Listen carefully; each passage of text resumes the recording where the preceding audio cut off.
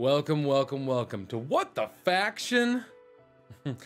My name is GM Liam with Cardinal Adventures. One thing I want to go ahead and put out there before this video really gets underway, I want to address is the lighting. The lighting will be fixed soon. I plan to go out and get a little selfie light and all the doodads, so I don't look like an orange weirdo. But with that, let's go into the Aspis Consortium faction. What is the Aspis Consortium faction, you may ask? The Aspis Consortium faction is the biggest shadow corporation on Golarion. Excuse me, Golarion or Golarion. I guess it doesn't really matter how you pronounce it. Golarion. If you don't know who the members are, that's because they're doing their job well. So, again, shadow organization here. You see the logo here is an intertwining snake with a phoenix on the right and a Sihedron, throwback from Pathfinder 1st edition on what that is. Rise of the Runelord stuff right there. So, we have the region of origin. The region of origin, as you can see here, is in Ostenso, on the southeast of Old Chiliax, or Chiliax in general. That's where they were founded, not where they, how I put it, where they were founded as an organization, not where they technically started. They technically started in West Crown, which you can see here is in the southern area of Chiliax, and it makes sense that they would start here because obviously it has a channel straight to Agorian, which is the capital, which in terms of doing trade would probably be a much safer bet. But again, higher risk, higher reward, and depending on, certain things. Anyway, so that's where they're from, or their region of origin. The current, founded in the 4500s of AR, the Aspis Consortium has made the most profit as an organization since its founding. Okay, it's been the most profitable organization in all of Golarion. It is a shadow corporation that buys low and sells high.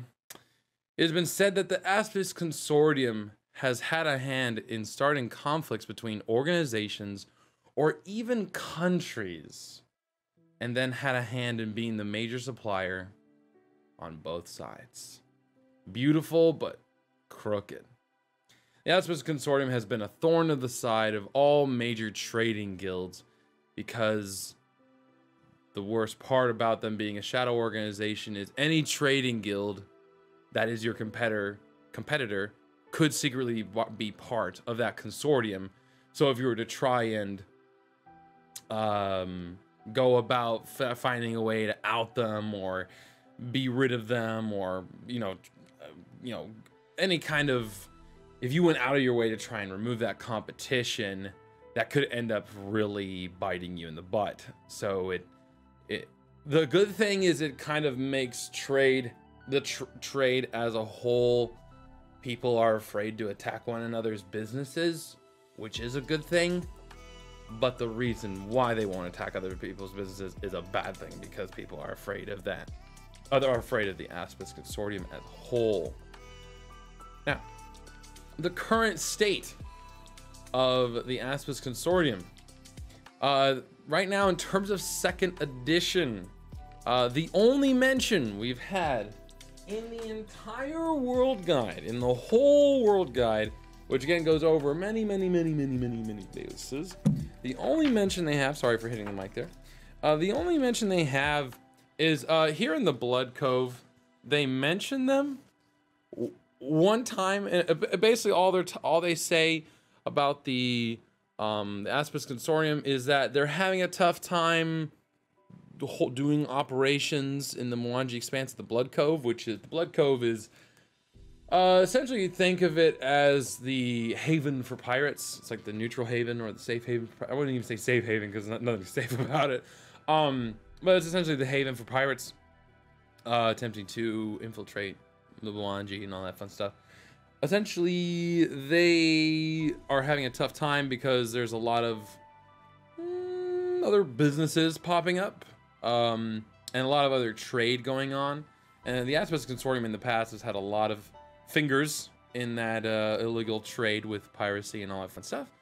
However, they're having a tough time holding it down because of all the change going on in the Blood Cove, and you know, again, more pirates or more big companies trying to get involved, and the Aspis Consortium, like I said. But again, it's not really a big problem for them because they have their fingers all over the place. They have their fingers in Katapesh, they have their fingers in Chiliax, they got their fingers over in the Saga lands of the Varissia, and they some people don't believe it, but I mean, it wouldn't be unreasonable to think they have a friendship with the Caesarni, you know, what I call the mob of Pathfinder. So I mean, it's not a big hit for them, honestly. I think the Aspis Consortium is still a very prevalent faction in terms of power.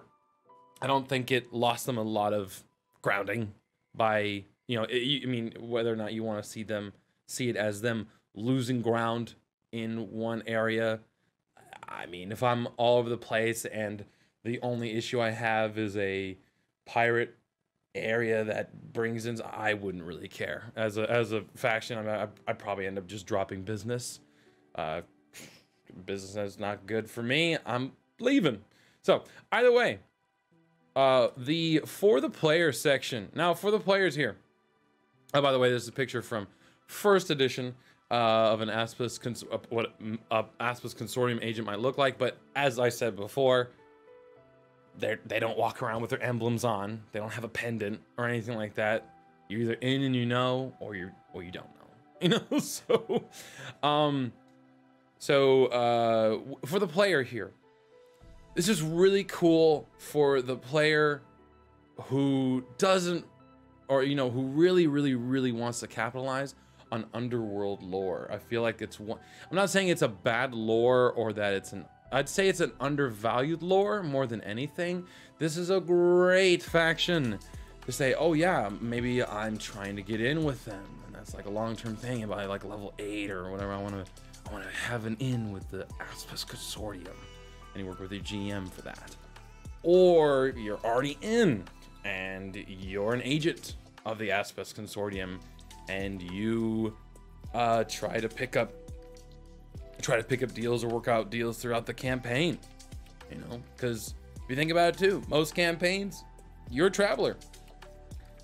What better than having an agent who's part of an adventure group who gets, you know, I'm not saying guaranteed loot, but who can get loot, get cash, or you know, get gold and all that fun stuff, and can tell the Aspis Consortium and funnel information to the Aspis Consortium. I mean, what better? So that's for the player there. For the GM or the game master, it's a great. So in terms of when I use factions here, I usually try to keep them for like adventures or homebrew Galarian, or if you want to kind of have it be an add-in as part of an adventure path. This is great for false flag operations.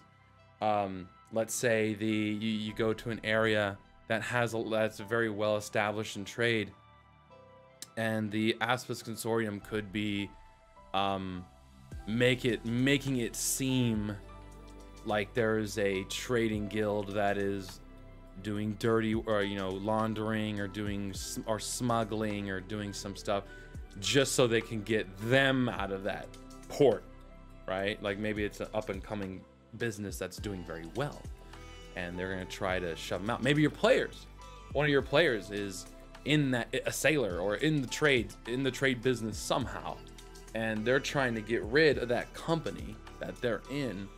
And so what they find out is through some investigation, they found out that the Aspis Consortium sees their company as a threat, and they're trying to get rid of them. And oh, we found the Aspis Consortium, oh my gosh, you know. So it'd be really fun, cool, or what we call a false flag operation. Another thing, or another avenue is obviously I wouldn't say evil campaign, but criminally focused campaigns. You run in a campaign with a lot of heisting, a lot of stealing, a lot of theft, you know, whether it's, you know, even for Robin Hooding theft, you know, stealing for the good, you know, or however you want to go about it.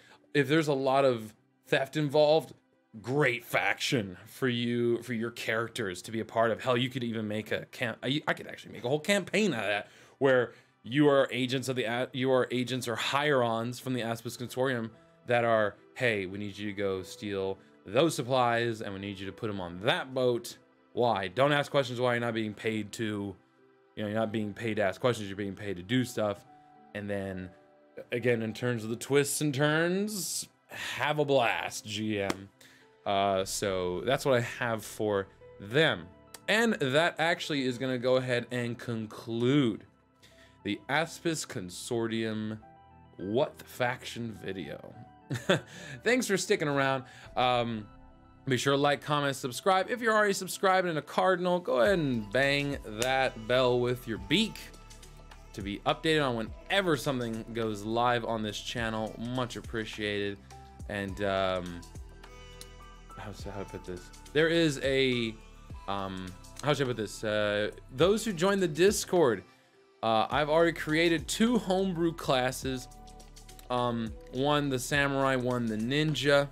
I've had a really good time making those classes, and I am also working on another class. Now the classes I work on are going to be Galarian specific, so I'm not going to be out here making oh, I don't know, Demon Hunter from World of Warcraft. Not happening. Like, you could, but I'm not going to do that. I'm going to be making classes that existed in first edition that Paizo is most likely not going to make.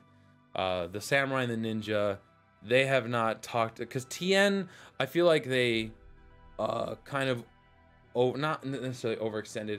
I feel like TN was a project they attempted to do, no one liked it, or not enough people liked it, and so I don't feel like they're gonna pursue it in second edition. And they also revealed that they will not be making hybrid classes as well, so that could give you a clue as to what's coming, but good luck guessing, because there's like 6 or 7 hybrid classes. So either way, thank you so much for sticking around to the end, and welcome to the nest. See you in the next video.